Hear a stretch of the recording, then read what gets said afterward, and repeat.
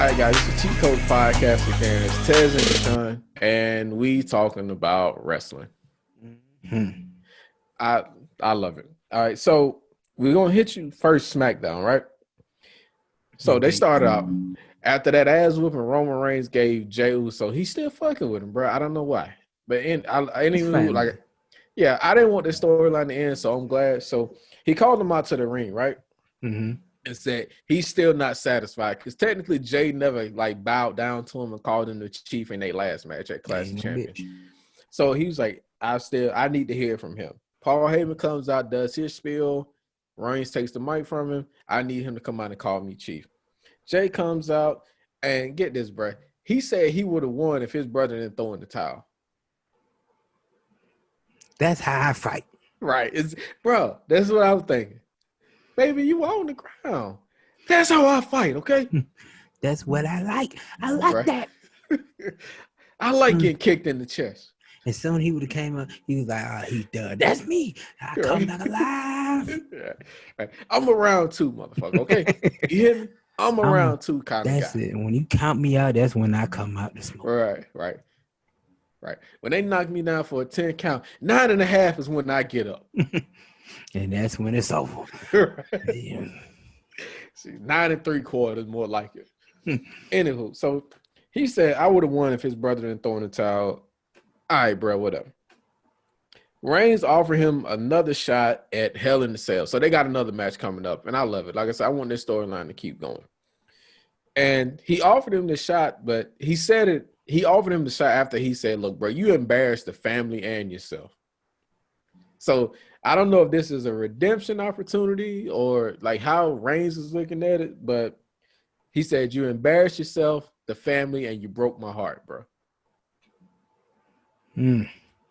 Cold-blooded. You broke my heart. And I don't know what the stakes are yet.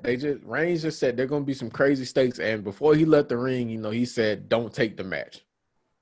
So, of course, as soon as he got about 10 feet away, Jey said, I'm taking the match.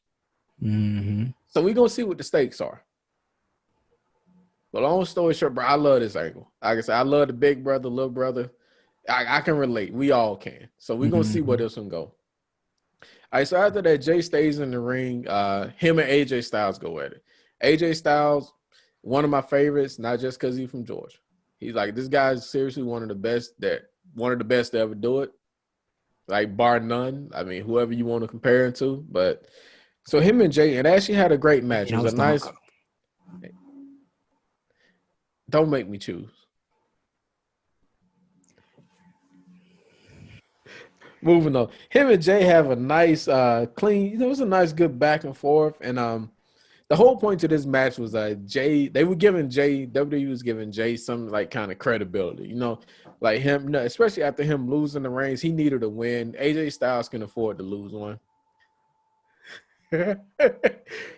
Why the terrible towel, bro? Why? What did I do, man? On the flag on that play. Look, bro, like I said, I love Stone Cold. Don't get me wrong. I do. That's my dog. Oh, okay. All right. Look, bro, that's another topic for another date, man. Okay? Just go. We'll table that for later. Nervous. Okay.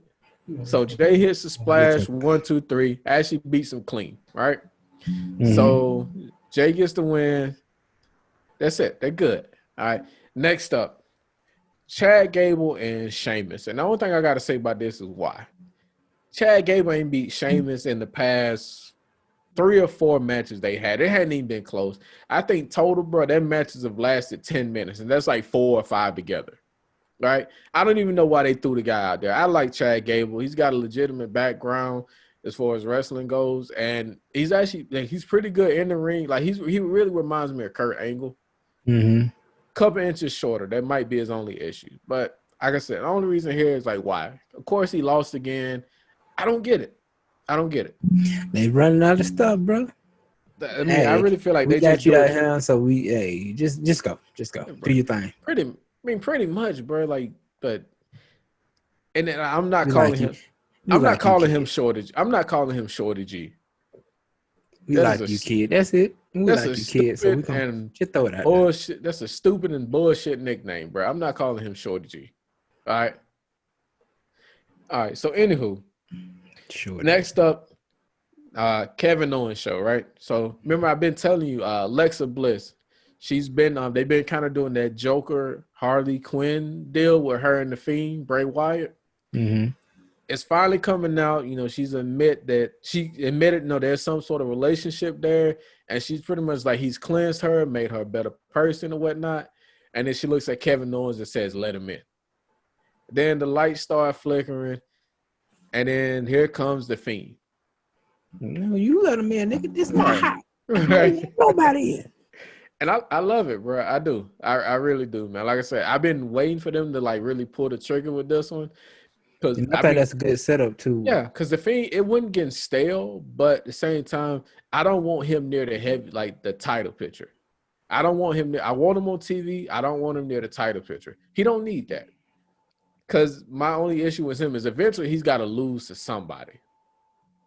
Mm-hmm. And for me, that's bullshit. Like, you can't have him be the crazy monster and Hannibal Lecter and whatever else he is, whatever you want to call it, Michael Myers, Jason Voorhees, Freddy Krueger, however you want to slice it, however you want to look at whatever, 80s, 70s horror you want to call it, whatever he is, he don't need the title.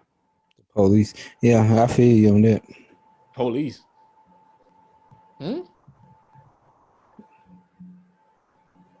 You said scary moves.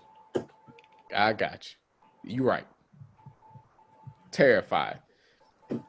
You put blue lights in my rearview mirror, I get nervous. Are you just gonna go to sleep at the wheel? So she finally admits to it, and I think there's gonna be a Kevin Owens and Bray Wyatt match, or the Fiend. There's gonna be a match coming soon. They got the draft coming up, so chances are one of them gets drafted. I'm assuming Kevin Owens is coming back to Smackdown, unless they plan on moving.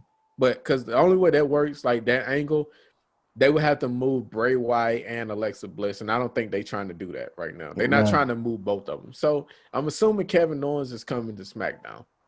And don't Bray Wyatt kind of be on? I thought he was on both. No, not normally. He might make a no. I seen him on Raw. He did. We'll get to that in another episode, but he did come on Raw. But it was a follow up to this. It was just a follow up to what he did Friday. Oh, okay. Yeah. So there's that. All right, and last thing from SmackDown that I wanted to touch on was Sami Zayn and Jeff Hardy. Like I said, I absolutely love the ladder match that they had featuring AJ Styles from Clash of Champions. You remember how Zayn won, handcuffed their earlobe to the ladder. One of the best tactics I ever heard of. Right. Exactly. And so they come up, follow up to that one as match him and Jeff Hardy.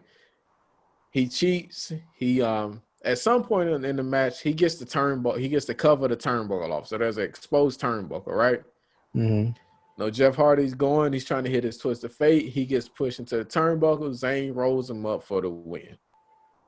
And I love this. Like I said, number one, I love Sami Zayn being the Intercontinental Champion. I love him having a belt and something to brag about because he's such an annoying asshole. Mm-hmm. And I think those are the people that need the belt. Like the people they make, like you want to see him lose. Well, I don't, but most people want to see him lose a match because he's such a jackass when it comes to that belt. Mm-hmm. So because he's such a jackass with the belt, they want to see him lose. It really ain't happening yet. He just got it, and he also, like I said, he wins by being smarter and cheating. This time around, he outsmarted Jeff Hardy, and he was a cheater. So he won the match. I'm not mad at that. I like Sami Zayn. I'm glad he's back on TV. He's been gone for a while. I'm good. I'm glad they came back and gave him something. He's one of those guys that I was a little worried would just kind of like fall by the wayside when he came back. So I'm glad they kind of just slapped him right back on TV. Mm. You don't feel the same? He need to go on a 138 losing streak before I give him anything. Okay, you trying to put him in the same breath as what's that guy? Not Curtis Axel. No, not Curtis Axel. I almost said Curtis Axel. What's the other guy? It was Murphy then. No. It used to be with Zach Hawkins. Kurt Hawkins. That's the guy. Mm-hmm. You trying to put him in the same breath as Kurt Hawkins, man. Speaking of which, Kurt Hawkins done moved over to TNA, so he ain't trying to do that losing streak shit anymore either. That was horrible. It was. They made it funny, kind of, man, but it was horrible, bro. That shit was. Man, he won at WrestleMania. I would root for him at WrestleMania. Same time, I don't feel like it was. I hope it wasn't that high of a losing streak, but you know, that man got the most. It might have been losing streak of wrestling history. I feel like it's kind of like the Goldberg streak, you know, like they just kind of started adding numbers. Like, no, like with Goldberg, they just started adding numbers in eventually, bro. Like Goldberg, I think they had him with like 180, 130 or something like that in O before he lost to Kevin Nash. First of all, you from Georgia. They ain't gonna never let you up. You might as well move to Alabama, Tennessee, South Carolina. It's over for you, brother. You ain't gonna sit here and talk about Goldberg in Georgia. Come on, bro. Hey, I'm not saying anything bad, but I'm just saying, bro. Everybody knows WCW fudged the numbers, bro. Whatever they said is what we believe. That's what it is. And you gonna not talk about it. Hey, that's what they gonna tell you, bro. I really can't talk bad about Goldberg. He played for my Dogs and my Falcons, bro. Your mail tomorrow when they come to your house. Bro, they gonna set my mail on fire, bro. I know it. They're just gonna say, "Get the fuck out." Nah, bro, my mail's gonna be on fire in the mailbox. I know it. With Goldberg blasting in your on the lawn. What? They gonna cut all your packages out. You ain't gonna never get no mail around here. Right. You get nothing. I was just calling about my bill, my light bill. You ain't got no lights. Right. Just gonna hit that switch. Jesus. What the no hell? Electricity, no water, no gas. You cut off. Get out. And that was SmackDown. Like I said, highlight of the show for me is definitely Roman Reigns and Jey Uso right now. And that's the big storyline. Again, SmackDown is just better than Raw. Most definitely. Like, and it has been for a long time now. I mean, it's still not, I don't think it's touching NXT, but SmackDown is just better than Raw. Well, maybe they'll figure it out one day, because I know Raw is supposed to be the A show technically, but I don't know. Bro. Kind of B show. Yeah, it's really the C. But yeah, so that was SmackDown, guys. Like I said, it's been Cheat Codes Podcast. It's Tez and Deshaun. Find us Instagram, Facebook, Twitter, TikTok. We do live tweet during SmackDown and Raw and pay-per-views. So if you're interested, like, we'd love to have you come on and chat with us. We're always open, always looking to interact. Again, this video also will be on YouTube. So like I said, like, comment, and subscribe for these weekly updates. You know it. All right, guys. Ted, say goodbye to the people. Fuck y'all.